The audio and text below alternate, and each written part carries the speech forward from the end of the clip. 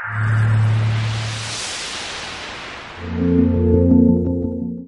I'm Riley from AWOL Autos. And Sam from Autoblog. And we're here at LaFontaine Toyota in Dearborn, Michigan. Behind us is a row of Toyota Corollas, and these are actually cars that are under recall right now, and we're going to walk through the installation process for this fix. Essentially, it's a small shim that the dealership is going to put in underneath the pedal, and it's going to fix the problem. So we're going to meet with Doug, one of the master technicians, and he's going to show us how they do it. So if it has this number on here, these ones are okay. If it's this date or newer, it's okay. If it's before this date, then we have to do the modification to it. All of these pedals with this part number, no matter when they were built, are going to have to be modified. So first thing I do is I grab my flashlight and I decide if I even have to take any action on the pedal. Yeah, and this one was built in 2008, so I know it needs to be prepared.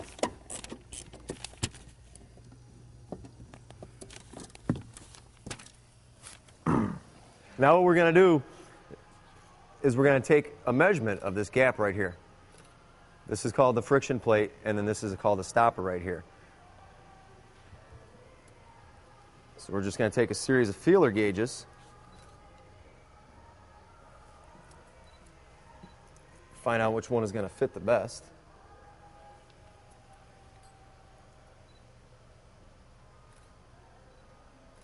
And that looks good. So we'll determine how thick our feeler gauge is.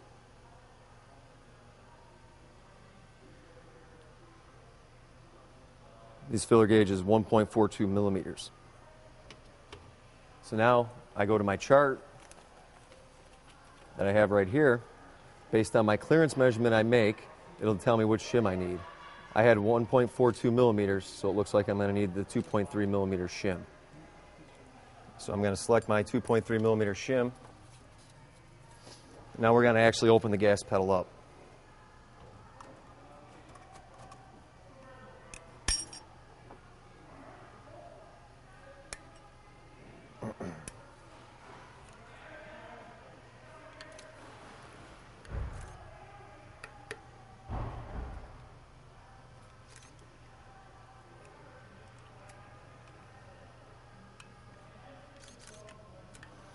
Drop it all the way in.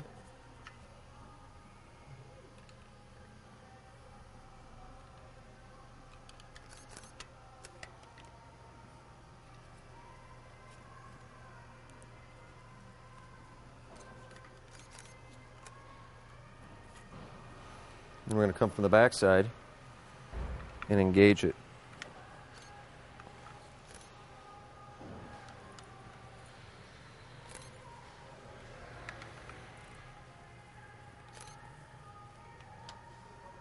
And it's in. Make sure it's sort of in the middle there, or what?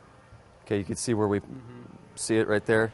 And what we've done is we've taken up the gap in there to increase spring pressure on it, so this mechanism can't move. So is it actually between the spring and the housing? Or? No, it's actually, it kind of clips into this friction lever right here. Okay.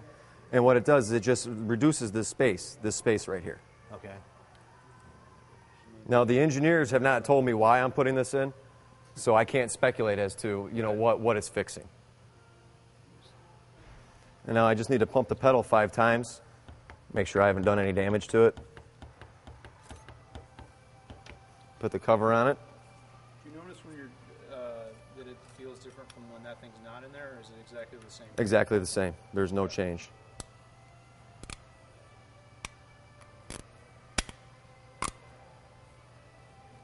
Make sure this is firmly seated in place.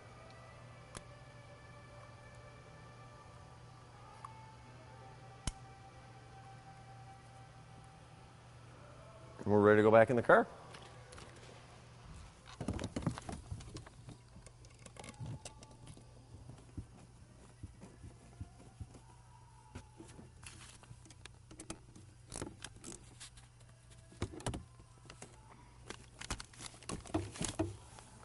Now we have to verify that we haven't done any damage to the pedal.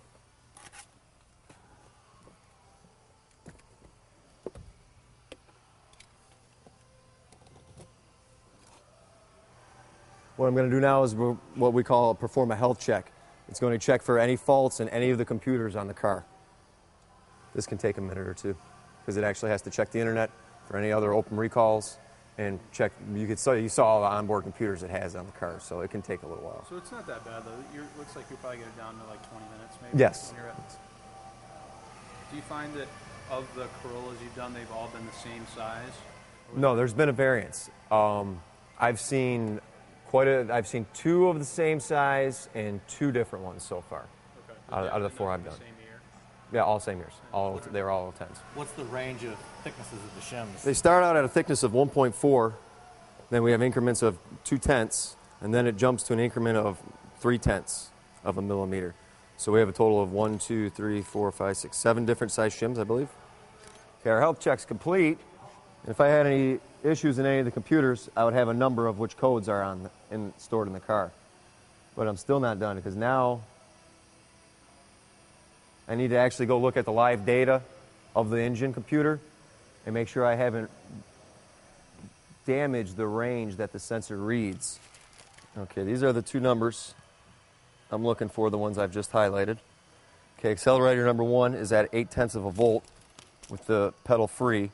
It should be between 0.5 volt and 1.1 volts, so that looks good. Number 2 should be between 1.2 and 2 volts. It's at 1.6, so that looks good. Now you fully depress the brake pedal, or gas pedal, I'm sorry, and check our voltages. 3.8, yes, it's between 2.6 and 4.5. And then 4.5, that's between 3.4 and 5.0. Feels good. Car's ready to go. I'll also be printing off a copy of that health check, attaching one to the repair order for our records, and then giving one to the customer for their own records.